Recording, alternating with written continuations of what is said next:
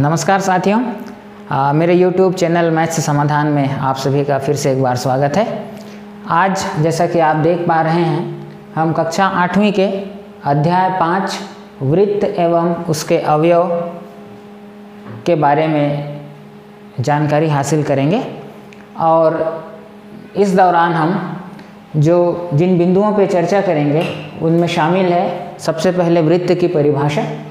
और वृत्त की परिभाषा में ही मैं आप लोगों को बताऊंगा कि वृत्त का केंद्र क्या होता है, परिधि क्या होती है, त्रिज्या क्या होती है। उसके बाद मैं आप लोगों को बताऊंगा वृत्त का चाप, जिसे कि वृत्तखंड भी कहा जाता है। फिर वृत्त के चाप द्वारा वृत्त पर बने हुए कोण और वृत्त के चाप द्वारा उसके केंद्र पर बने हुए कोण। फिर चाप की अंशीय माप और वृत्त की जीवा। और जब वृत्त की जीवा पे जब बात होगी तब मैं वृत्त के व्यास को भी परिभाषित करूंगा। और इसके बाद इस वीडियो के अगले भाग में इस पाठ के शेष भाग को हम पूरा करेंगे। तो सबसे पहले हम शुरू करते हैं वृत्त की परिभाषा। वृत्त की परिभाषा। अब वृत्त को परिभाषित करने के लिए हमें दो बिंदुओं की कल्पना करनी पड़ेगी। मैं मान लेता हूँ कि ये जो मेरे बाएं हाथ को मैंने इस रुमाल के जिस सिरे से पकड़ा है, ये जो बिंदु है, इस बिंदु की बात कर रहा हूँ। ये एक स्थिर बिंदु है। और मेरा जो दायां हाथ है, जहाँ पर मैंने इस चाक को रखा हुआ है, ये मान लेते हैं कि एक दूसरा बिंदु है जो गतिशील बिंदु रहेगा। मेरे बाएं हाथ में मैंने रुमाल के सिरे को जहाँ पर पकड़ा है उसे हम एक स्थिर बिंदु मान रहे हैं। और दाएं हाथ में जहाँ पर मैंने इस चाक को पकड़ रखा है इसे हम एक गतिशील बिंदु मान रहे हैं। और जब कोई गतिशील बिंदु, ये वाला गतिशील बिंदु, किसी स्थिर बिंदु के सापेक्ष, ये स्थिर बिंदु है, उसके सापेक्ष एक निश्चित दूरी, और ये निश्चित दूरी क्या है, मेरे बाएं हाथ से दाएं हाथ के बीच जो रुमाल का भाग है वो एक निश्चित दूरी है। तो जब कभी किसी स्थिर बिंदु के सापेक्ष कोई गतिशील बिंदु एक निश्चित दूरी, अर्थात दोनों हाथों के बीच जो रुमाल की लंबाई है वो निश्चित दूरी हो गई, बनाते हुए गति करता है, तो देखिए मेरे बाएं हाथ को मैंने स्थिर बिंदु बोला है, वो स्थिर है। और दाएं हाथ को मैंने गतिशील बिंदु बोला है, वो गतिशील है। और दोनों हाथों के बीच में जो रुमाल रखी हुई है, जितनी लंबाई, वो एक स्थिर दूरी है, बनाते हुए ये गतिशील बिंदु गति कर रहा है। तो गति करने से ये जो आकृति बनी, इस गतिशील बिंदु के रास्ते के कारण जो आकृति बनी, इस आकृति को हम वृत्त कहते हैं। इस आकृति को हम वृत्त कहते हैं। फिर से एक बार देखिए, जब कोई गतिशील बिंदु, जो कि मेरा दायां हाथ था, एक स्थिर बिंदु के सापेक्ष, यहाँ पर वो स्थिर बिंदु है, एक निश्चित दूरी, ये एक निश्चित दूरी थी, अर्थात ये दूरी पूरे घूमने के दौरान अपरिवर्तित रहेगी। तो गतिशील बिंदु इस निश्चित दूरी को बनाए रखते हुए इस स्थिर बिंदु के सापेक्ष जब उसके चारों ओर घूमे तो गति करे, तो जो आकृति मिलती है उसे हम क्या कहते हैं, वृत्त कहते हैं। और इस स्थिर बिंदु को हम वृत्त का केंद्र कहते हैं। इस स्थिर बिंदु को हम वृत्त का केंद्र कहते हैं। और वृत्त के केंद्र को प्रायः O अक्षर से बताया जाता है। O से ओरिजिन होता है, अर्थात केंद्र। अब ये वृत्त का केंद्र हुआ। अब ये जो रास्ता बना हुआ है, ये रास्ता बना हुआ है जिसकी मोटाई को नगण्य मान लिया गया है, इस रास्ते को वृत्त की परिधि कहा जाता है। इस रास्ते को वृत्त की क्या कहा जाता है, परिधि। तो ये पूरा भाग वृत्त की परिधि होगी। अब वृत्त के केंद्र से वृत्त की परिधि तक की जो दूरी थी, या जो गतिशील बिंदु थी वो, और जो स्थिर बिंदु थी वो, उन दोनों के बीच की जो निश्चित लंबाई थी वो लंबाई यही है, आप देख पा रहे हैं। तो वो लंबाई अब क्या हो गई, वृत्त के केंद्र से वृत्त के परिधि तक की लंबाई हो गई। इस लंबाई को कहा जाता है वृत्त की त्रिज्या। वृत्त की त्रिज्या कहा जाता है। तो इस प्रकार हमने देखा कि जब कोई गतिशील बिंदु किसी स्थिर बिंदु के सापेक्ष एक निश्चित दूरी बनाए रखते हुए गति करता है तो गतिशील बिंदु का जो पाथ होता है, पथ होता है, रास्ता होता है, उसे हम क्या कहते हैं, वृत्त कहते हैं। उस स्थिर बिंदु को हम वृत्त का केंद्र कहते हैं और ये जो रास्ता मिलता है उसे हम वृत्त की परिधि कहते हैं। और इस स्थिर बिंदु से इस गतिशील बिंदु के बीच की दूरी अर्थात वृत्त के केंद्र से वृत्त के परिधि तक की जो दूरी होती है उसे हम क्या कहते हैं, त्रिज्या कहते हैं। इस प्रकार आप देखिए कि इस केंद्र से परिधि की यहाँ तक की दूरी ले लीजिए, केंद्र से परिधि की यहाँ तक की दूरी ले लीजिए, या ये दूरी ले लीजिए, या केंद्र से परिधि तक की ये दूरी ले लीजिए, या ये दूरी ले लीजिए। ये सभी दूरियाँ कैसी होंगी, बराबर होंगी। अर्थात वृत्त की त्रिज्या कहीं से भी आप नापें वो हमेशा क्या रहेगी, एक निश्चित लंबाई रहेगी, बराबर रहेगी। यहाँ से एक बात और निकल कर आती है कि आप यदि इस प्रकार परिधि को केंद्र से मिलाते जाएं तो आप देखेंगे कि आप खींचते चले जाएं, ये कभी भी ख़त्म नहीं होगा। अर्थात वृत्त के जो त्रिज्याएं होती हैं उनकी संख्या कितनी होती है, अनंत होती है। अनंत संख्या में आप वृत्त की त्रिज्याएं खींच सकते हैं। तो वृत्त की त्रिज्या आप कोई सी भी त्रिज्या ले लीजिए, किसी एक वृत्त विशेष की मैं बात कर रहा हूँ, तो पूरे वृत्त में कहीं पर भी आप केंद्र को किसी भी बिंदु से परिधि के मिलाइए तो जो त्रिज्या मिलेगी उसका मान एक समान होगा। और त्रिज्या की जो संख्या है वो अनंत होती है। अर्थात आप किसी एक वृत्त के लिए अनंत त्रिज्याएं खींच सकते हैं। और वृत्त का ये जो बाहरी रास्ता होता है जो कि उस गतिशील बिंदु के घूमने के कारण निर्मित हुआ था उसे हम क्या कहते हैं, वृत्त की परिधि कहते हैं। अब देखते हैं वृत्त का चाप। अब मैं इसी वृत्त का उपयोग करूंगा अपनी पूरी चर्चा के दौरान। वृत्त का चाप,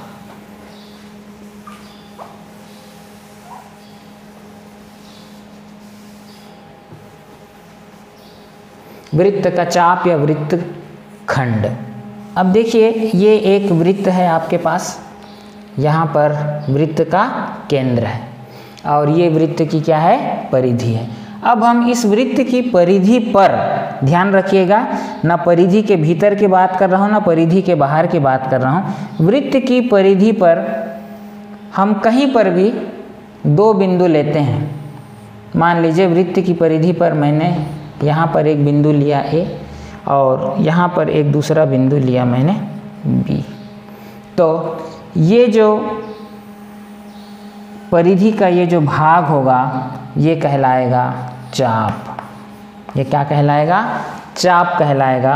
और इसे ही वृत्त खंड भी कहा जाता है, वृत्त का एक भाग। तो वृत्त का चाप क्या हुआ, वृत्त का चाप किसी वृत्त की परिधि पर हम कोई भी दो बिंदु ले लें तो उन दोनों बिंदुओं के बीच का भाग अर्थात ये वाला भाग, ये क्या कहलाएगा, वृत्त का चाप कहलाएगा। वैसे ही हम यहाँ पर एक बिंदु ले लें x और यहाँ पर एक बिंदु ले लें y, तो ये जो भाग होगा ये क्या कहलाएगा, वृत्त का चाप कहलाएगा। अब वृत्त का चाप के लिए दो बिंदु लेना जरूरी नहीं है। मान लेते हैं कि हमने यहाँ पर एक बिंदु P लिया, यहाँ पर एक बिंदु Q लिया और यहाँ पर एक बिंदु हमने R लिया।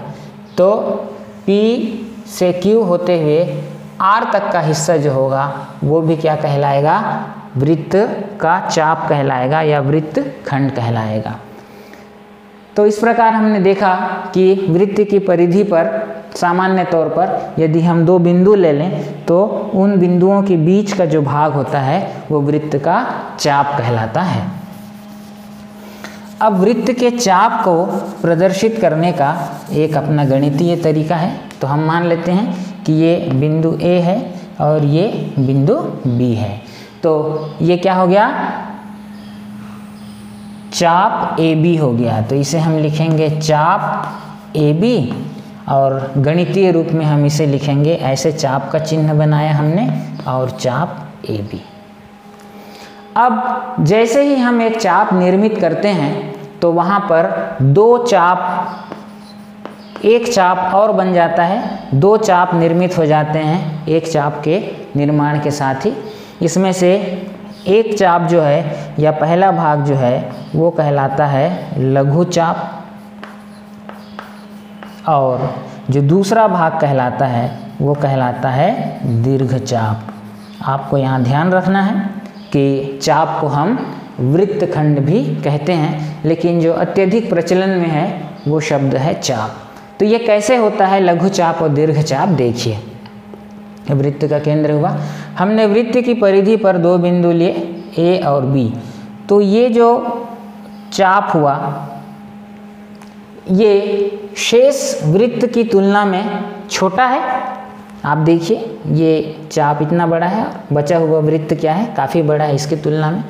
तो जो शेष वृत्त की तुलना में जो छोटा चाप बनेगा उसे हम क्या कहेंगे, लघु चाप कहेंगे। तो इसको मैं यदि डॉटेड से दिखा दूं इस तरीके से, तो ये जो डॉटेड वाला भाग होगा A से बीच का, उसे हम क्या कहेंगे, लघु चाप कहेंगे। और इसे हम लिखेंगे लघु चाप AB। इसे आप लघु चाप BA लिख सकते हैं, अर्थात चाप AB और चाप BA दोनों एक ही चाप को प्रदर्शित करते हैं। अब देखिए इस चाप AB को, जिसे कि हमने लघु चाप नाम दिया है, उसको लेने के बाद एक दूसरा भाग भी बचता है जिसे मैं बाहर से डॉटेड लाइन के द्वारा प्रदर्शित कर रहा हूँ।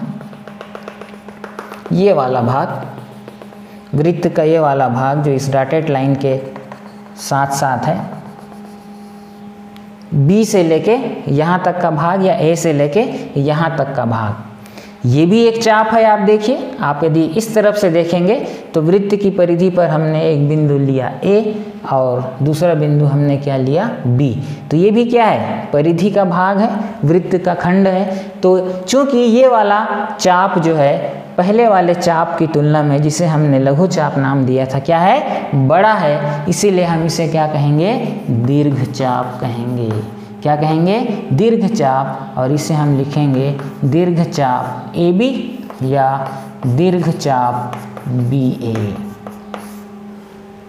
आगे जब हम इस पाठ में चाप की अंशीय माप पढ़ेंगे तब हम एक चीज़ देखेंगे कि किस प्रकार इन चापों के द्वारा केंद्र पर जो कोण निर्मित होते हैं उनकी अंशीय माप के द्वारा ये निर्धारित किया जाएगा कि कौन सा चाप दीर्घ चाप है या कौन सा चाप लघु चाप है।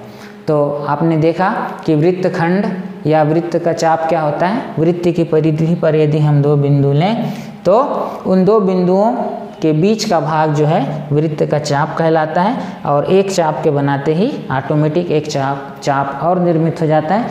तो जो छोटा वाला भाग है वृत्त का उसे हम लघु चाप नाम देते हैं, और शेष बचा हुआ जो बड़ा भाग है उसे हम क्या नाम देते हैं, दीर्घ चाप नाम देते हैं। तो ये है वृत्त का चाप। अब देखते हैं वृत्त द्वारा केंद्र पर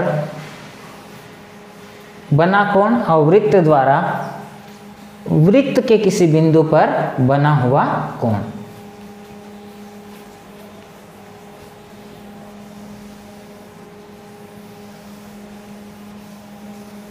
चलिए, तो किसी वृत्त के चाप द्वारा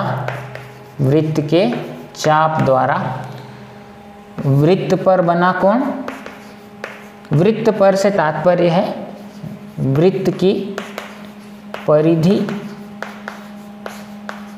के किसी बिंदु पर। वृत्त पर का मतलब है वृत्त की परिधि के किसी बिंदु पर बना कोण। और उसके बाद हम देखेंगे इसी चाप द्वारा वृत्त के केंद्र पर बना कोण। तो चलिए उसके लिए फिर से एक वृत्त बनाते हैं।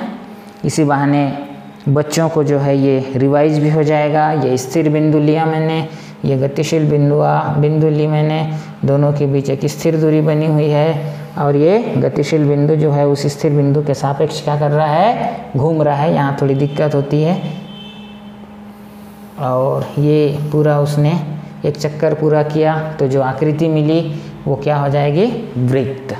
और ये जो स्थिर बिंदु है ये वृत्त का केंद्र या ओ, और ये क्या हो जाएगा, वृत्त की त्रिज्या जो रास्ता था। अब हम देखेंगे कि वृत्त के चाप के द्वारा वृत्त पर अर्थात वृत्त की परिधि के किसी बिंदु पर बना हुआ कोण। अब हम मान लेते हैं कि ये वृत्त की जो परिधि है इस पर हमने एक बिंदु लिया A और यहाँ पर एक बिंदु हमने लिया B, तो ये क्या हो जाएगा, चाप AB या चाप BA। ठीक है, अब देखते हैं कि इस चाप AB के द्वारा वृत्त पर बना हुआ कोण अर्थात वृत्त की परिधि के किसी बिंदु पर बना हुआ कोण। तो वृत्त की परिधि से मतलब है कि इस चाप को छोड़कर शेष वृत्त पर, इस चाप को छोड़कर वृत्त की जो शेष परिधि है उसके किसी बिंदु पर बना हुआ कोण। तो या दूसरे शब्दों में कह लें कि लघु चाप AB के द्वारा यदि हम वृत्त पर बना कोण यदि निकालना चाह रहे हैं, उसका मतलब है कि इस लघु चाप द्वारा उसी के दीर्घ चाप AB के किसी बिंदु पर बना हुआ कोण। तो हम यहाँ पर एक बिंदु ले लेते हैं, मान लेते हैं इसका नाम P है, थोड़ी देर के लिए इसे हटा दें। तो इस चाप के द्वारा इस लघु चाप AB के द्वारा वृत्त की परिधि पर एक स्थित बिंदु P पर बना हुआ कोण बनाने के लिए हम वृत्त की परिधि के पहले सिरे को अर्थात A को इस P के साथ मिला देंगे और इसी चाप के दूसरे सिरे को हम बिंदु P से मिला देंगे। तो ये जो कोण बनेगा, ये कोण क्या होगा, इस चाप AB या BA द्वारा वृत्त पर बना कोण या वृत्त के परिधि के किसी बिंदु पर बना हुआ कोण। और इस कोण का क्या नाम होगा, कोण। देखिए कोण को लिखते कैसे हैं, पहले ये बिंदु हम लिखेंगे या ये बिंदु लिखेंगे। तो पहले हमने A लिखा, फिर बीच में उस बिंदु को लिखा जाता है जहाँ पर वास्तव में कोण का निर्माण होता है, तो वो बिंदु कौन है, P। और फिर हमने तीसरे बिंदु को लिखा B। तो कोण APB या हम B बिंदु को पहले लिखें तो कोण BPA। तो ये कोण APB या कोण BPA अर्थात ये वाला जो कोण है ये कौन सा कोण हुआ, ये इस लघु चाप AB या BA द्वारा कहाँ पर, वृत्त पर बना हुआ कोण हुआ या वृत्त की परिधि पर बना हुआ कोण हुआ। इसको हम दूसरे तरीके से और एक बार देखते हैं, दूसरे उदाहरण से और एक बार देखते हैं। अब मान लेते हैं कि यहाँ पर एक बिंदु Q है और हमको इस चाप AB के द्वारा या चाप BA के द्वारा इस Q पर जो बना हुआ कोण है उसे देखना है, प्रदर्शित करना है। तो हम क्या करेंगे कि इस Q को हम चाप के पहले सिरे A से मिला देंगे, मिला दीजिए, और इस Q को हम चाप के दूसरे सिरे B से मिला देंगे। तो अब ये कोण मिला, कौन सा कोण, कोण AQB ये वाला कोण या कोण BQA, कोण AQB या कोण BQA। यह कोण भी इसी चाप AB के द्वारा या चाप BA के द्वारा वृत्त पर बना हुआ कोण कहलाएगा या वृत्त के परिधि के किसी बिंदु पर बना हुआ कोण कहलाएगा। तो ये था कि किसी चाप द्वारा वृत्त पर या वृत्त की परिधि के किसी बिंदु पर बना हुआ कोण, उसके लिए हम वृत्त की शेष परिधि पर कोई बिंदु लेंगे और उसको उस दिए गए चाप के दोनों सिरों से मिला देंगे। तो उस बिंदु पर जो कोण बनेगा वही उस चाप द्वारा वृत्त पर बना हुआ कोण कहलाएगा। अब आगे हम देखते हैं कि किसी चाप द्वारा वृत्त के केंद्र पर बना हुआ कोण, किसी चाप द्वारा वृत्त के केंद्र पर बना हुआ कोण, ये वाला भाग। तो हमने वही लिया चाप, फिर से लिया चाप AB, नाम आप उसे CD दे सकते हैं, XY दे सकते हैं, आपके मर्जी। और यहाँ पर वृत्त का केंद्र है। तो किसी चाप द्वारा वृत्त के किसी चाप द्वारा वृत्त के केंद्र पर बना हुआ कोण, तो उसके लिए हम क्या करेंगे कि वृत्त के केंद्र को चाप के पहले सिरे से मिलाएंगे और वृत्त के केंद्र को चाप के दूसरे सिरे से मिला देंगे। तो हमें केंद्र पर एक कोण बना हुआ मिलेगा। इस कोण की बात कर रहा हूँ, इसका क्या नाम होगा? कोण AOB, कोण AOB, या इसे हम क्या नाम देख सकते हैं? कोण BOA, कोण BOA। और ये कौन होगा?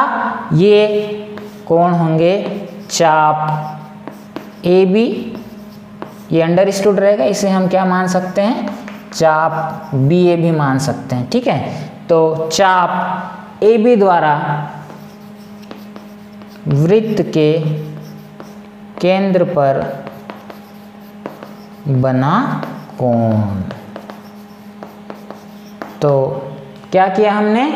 किसी चाप द्वारा वृत्त के केंद्र पर कौन सा कोण बन रहा है, उसके लिए हमने वृत्त के केंद्र को दिए गए चाप के दोनों सिरों से मिला दिया। तो जो कोण बनेगा केंद्र पर वही होगा वृत्त के चाप द्वारा केंद्र पर बना हुआ कोण। मान लेते हैं यहाँ पर एक दूसरा चाप है C और D। अब इस चाप द्वारा भी केंद्र पर कोण अंतरित हो सकता है, तो उसके लिए हम क्या करेंगे? केंद्र को चाप CD के पहले सिरे से हमने मिलाया और केंद्र को चाप के दूसरे सिरे से मिला दिया। तो हमें कौन सा कोण मिला? ये वाला कोण मिला। और ये कोण क्या होगा? इस चाप CD या DC के द्वारा केंद्र पर अंतरित कोण हो जाएगा और इसका नाम क्या हो जाएगा? कोण COD या कोण DOC। तो ये है वृत्त के किसी चाप द्वारा वृत्त के केंद्र पर बना हुआ कोण। कुछ नहीं करना है, चाप के दोनों सिरों को वृत्त के केंद्र से मिला देना है। तो केंद्र पर जो कोण निर्मित होगा वही उस चाप के द्वारा केंद्र पर बना हुआ कोण कहलाएगा।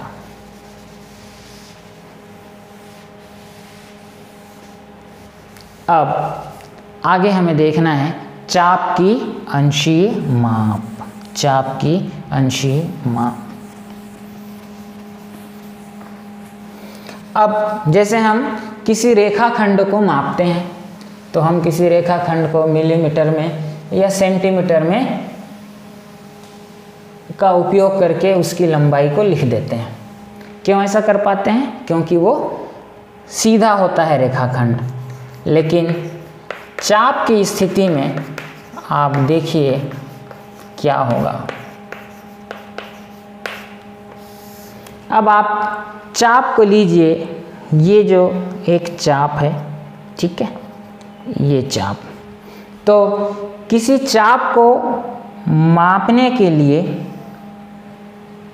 हम लंबाई के मात्रकों का प्रयोग न करके हम किसी चाप को मापने के लिए अंशीय माप का प्रयोग करते हैं। अंशीय माप अर्थात चाप की माप जो है वो अंशों में की जाती है।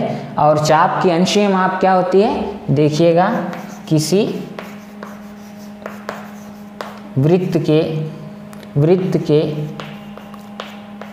किसी चाप की अंशीय माप का क्या अर्थ है?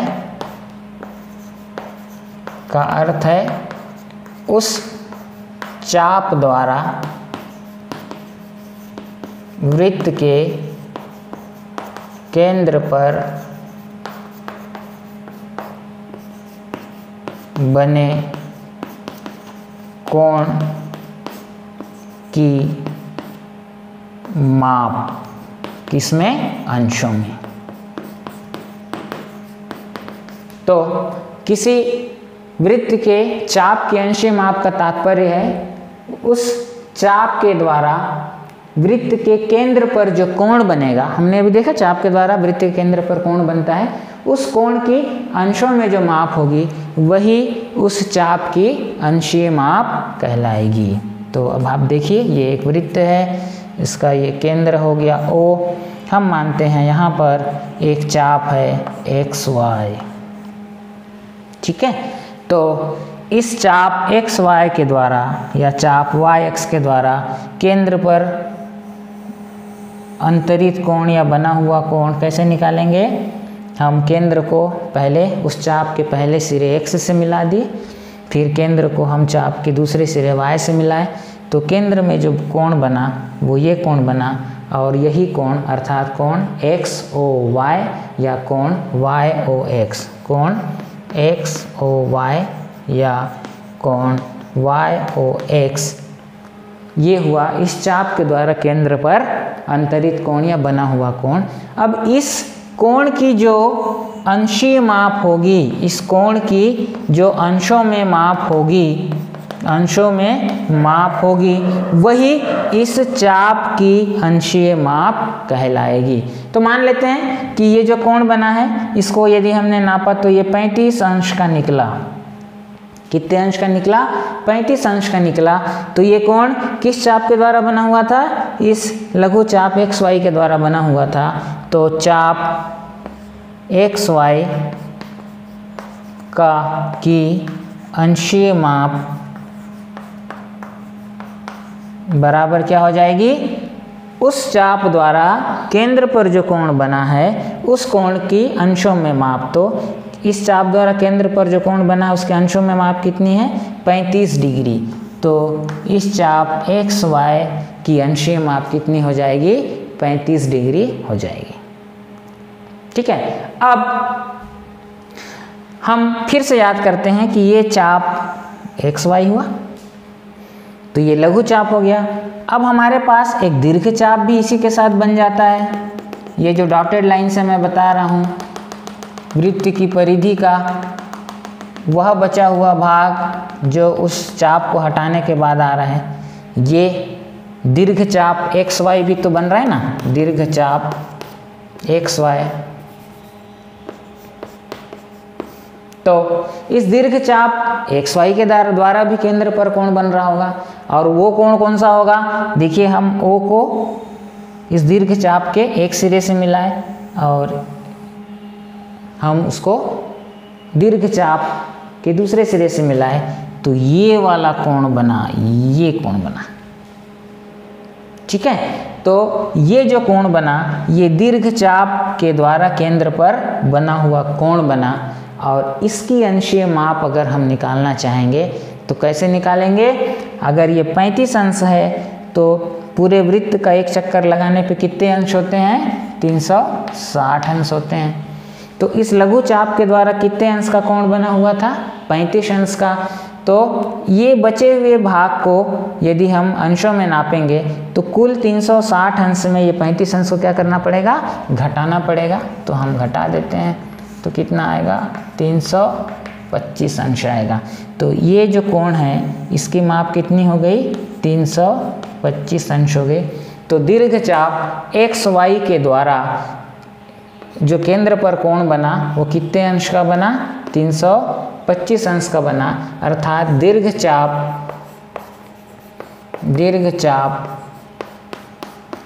XY, या ऐसा लिख लीजिए कि अंशीय माप कितनी हो जाएगी?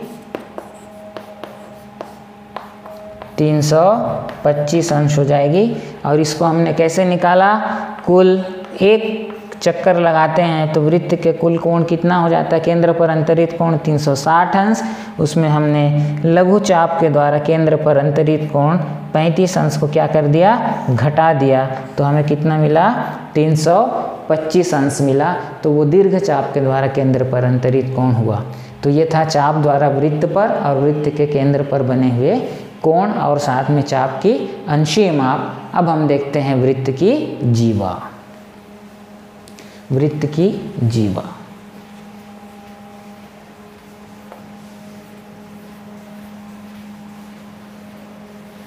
एक बार एक उदाहरण देख लेते हैं। मान लीजिए ये वृत्त है और ये वृत्त का केंद्र है। यहाँ पर एक लघु चाप है XY और इस चाप द्वारा वृत्त के केंद्र O पर बना हुआ कोण मान लेते हैं 70 अंश का है। तो इस चाप लघु चाप XY की अंशीय माप। अच्छा, एक चीज़ यहाँ मैं बता दूँ कि यदि इस चाप XY की अंशीय माप यदि 35 अंश हुई तो हम उसको लिखते हैं M फॉर मेजरमेंट XY बराबर 35 अंश। XY चाप XY का मतलब है चाप XY की माप बराबर 35 अंश। तो अब इस चाप के द्वारा, इस लघु चाप के द्वारा 70 अंश का कोण बना, तो हम उसे लिखेंगे मेजरमेंट चाप XY बराबर कितना 70 अंश का कोण बना। ठीक है। अब हम इसी चाप XY परंतु दीर्घ चाप के द्वारा, इस दीर्घ चाप के द्वारा बना हुआ यदि कोण निकालना चाहें तो क्या करेंगे? कुल 360 अंश में से किसे घटा देंगे? 70 अंश को घटा देंगे। तो मेजरमेंट दीर्घ चाप XY बराबर क्या हो जाएगा? कुल 360 अंश। क्यों? क्योंकि पूरा एक चक्कर लगाने पे केंद्र पे कितने अंश बनते हैं? 360 अंश।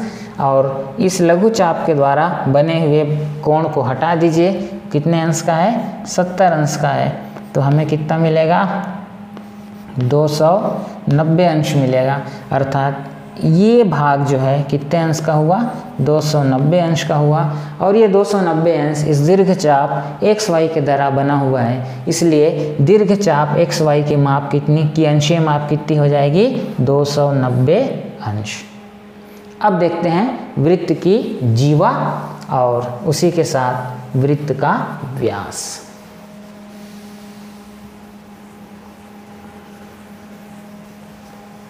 वृत्त की जीवा।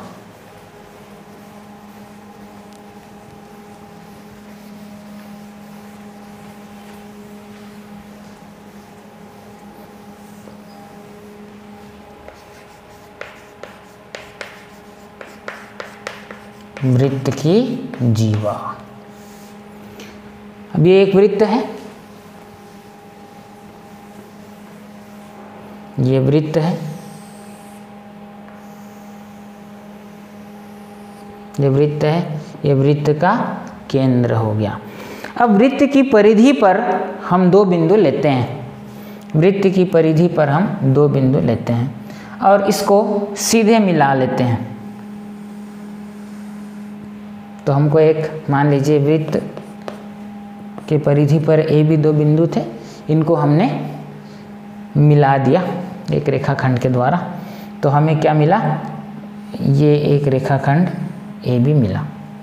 हम यहाँ पर एक बिंदु लेते हैं, मान लेते हैं इसका नाम x है, इसका नाम y है, इसको हमने मिला दिया तो हमको रेखाखंड XY मिल गया। हम यहाँ कोई बिंदु ले लें P, यहाँ कोई बिंदु ले लें Q, इसको मिला दें तो हमको रेखाखंड PQ मिल गई। तो वृत्त की जीवा क्या होती है? वृत्त की परिधि पर स्थित किन्हीं दो बिंदुओं को मिलाने वाला रेखाखंड वृत्त की जीवा कहलाता है। वृत्त की परिधि पर, वृत्त की परिधि पर स्थित किन्हीं दो बिंदुओं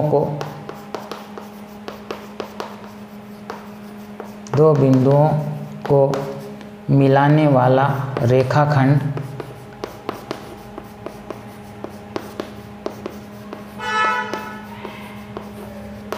वृत्त की जीवा कहलाता है। तो आप देखिए, वृत्त के परिधि पर दो बिंदु हमने ए बी लिए, उनको मिला दिया, तो ये जो रेखाखंड ए बी है ये क्या हो जाएगा वृत्त की एक जीवा, और हम इसे कैसे लिखेंगे, जीवा AB। ठीक है, जीवा AB, चाहे तो रेखाखंड का चिन्ह लगा दें। इसे हम क्या नाम देंगे, ये भी वृत्त की परिधि पर स्थित दो बिंदुओं को मिलाने वाला रेखाखंड है, जीवा XY। इसे हम क्या लिख देंगे, जीवा PQ। इस प्रकार आपने देखा कि वृत्त की परिधि पर हम कहीं पर भी दो बिंदु ले लें, यहाँ एक बिंदु ले लें, यहाँ एक बिंदु, इन दोनों को मिला दें तो ये भी वृत्त की क्या हो जाएगी, जीवा। तो वृत्त की परिधि पर स्थित किन्हीं भी दो बिंदुओं को मिलाने वाला रेखाखंड वृत्त की जीवा कहलाता है।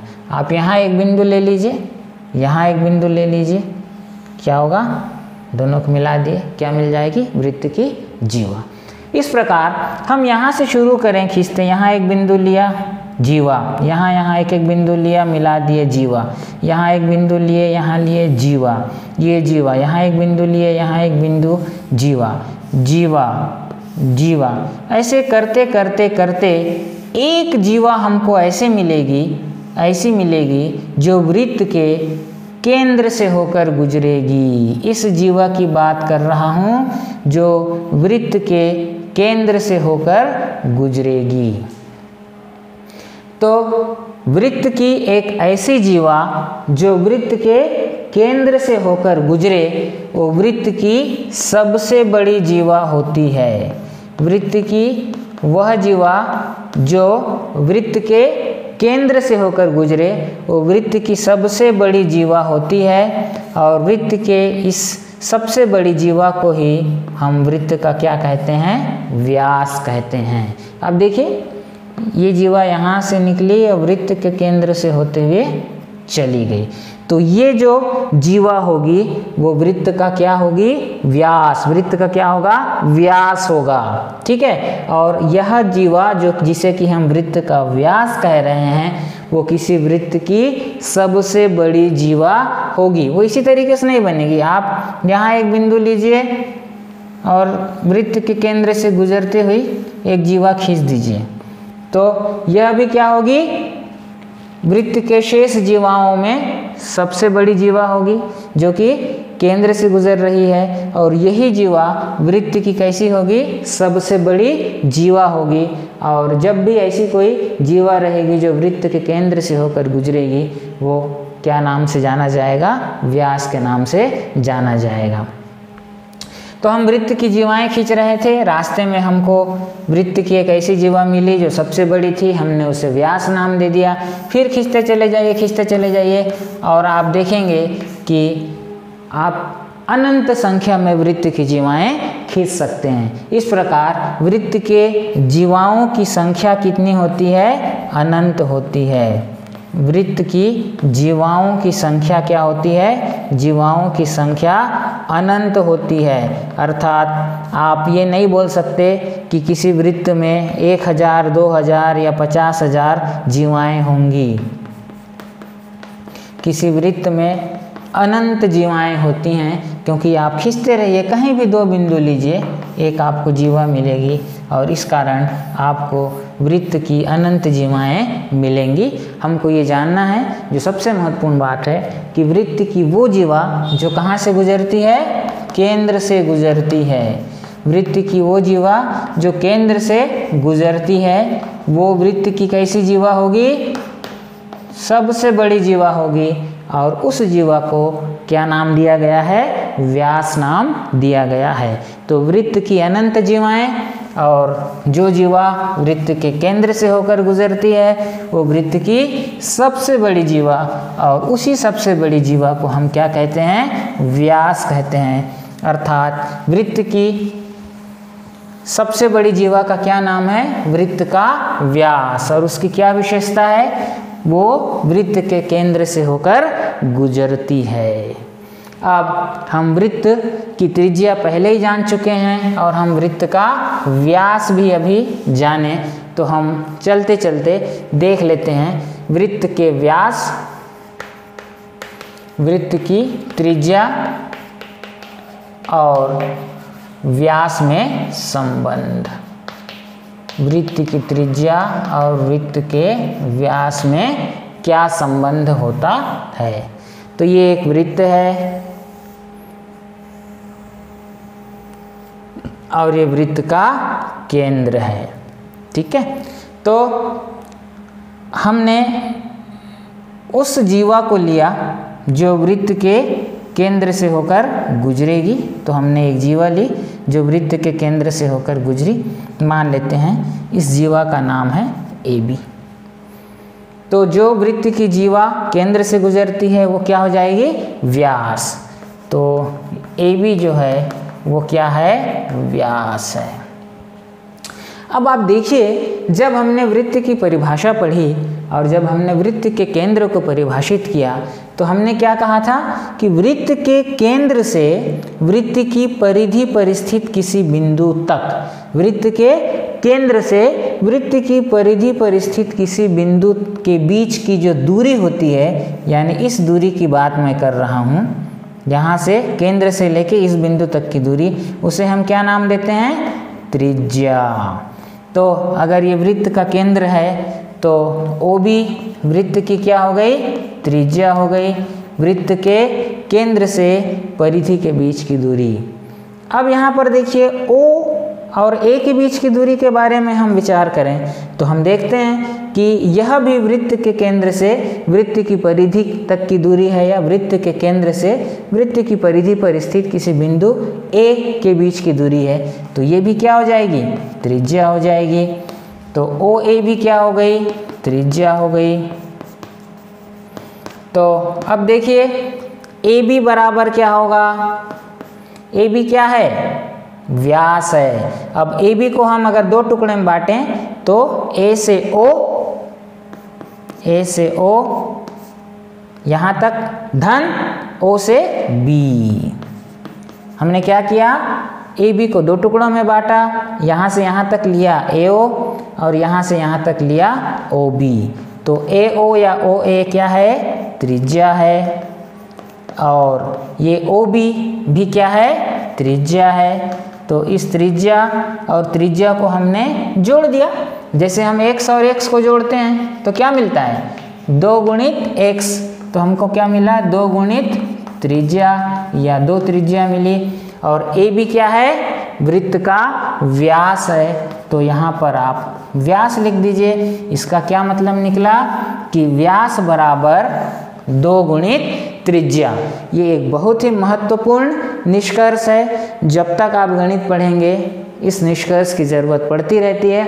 इसके क्या क्या मायने हैं कि किसी वृत्त का व्यास त्रिज्या का दुगुना होता है, किसी वृत्त का व्यास त्रिज्या का दुगुना होता है। पहला मतलब, इसे दूसरे तरीके से भी बोल सकते हैं। आप देखिए, व्यास बराबर 2 गुणित त्रिज्या हमने वहाँ लिखा, वो हमको यहाँ से मिली थी। तो इसका हमने क्या निष्कर्ष निकाला कि किसी वृत्त का व्यास वृत्त के त्रिज्या का दुगुना होता है। अब इसको हम दूसरे तरीके से लिखें, इस 2 को इधर ले आएं तो ये हो जाएगा व्यास बटे 2 बराबर त्रिज्या। इधर गुणा हो रहा था, 2 इधर भाग हो गया। तो अब त्रिज्या बराबर क्या हुआ, व्यास बटे 2 अर्थात व्यास का आधा। तो हम दूसरे तरीके से क्या बोल सकते हैं कि किसी वृत्त की त्रिज्या उस वृत्त के व्यास का क्या होता है, आधा होता है। वृत्त की त्रिज्या वृत्त के व्यास का आधा होता है, और इस रूप में किसी वृत्त का व्यास उस वृत्त की त्रिज्या का क्या होता है, दुगुना होता है। तो ये था साथियों कक्षा 8वीं अध्याय 5 वृत्त एवं उसके अवयव का एक भाग। मुझे आशा है कि ये सारी बातें आप सभी को समझ में आई होंगी। अगले भाग में हम इस पाठ के शेष भाग को पढ़ेंगे। तब तक के लिए आप सभी को नमस्कार, बहुत बहुत धन्यवाद।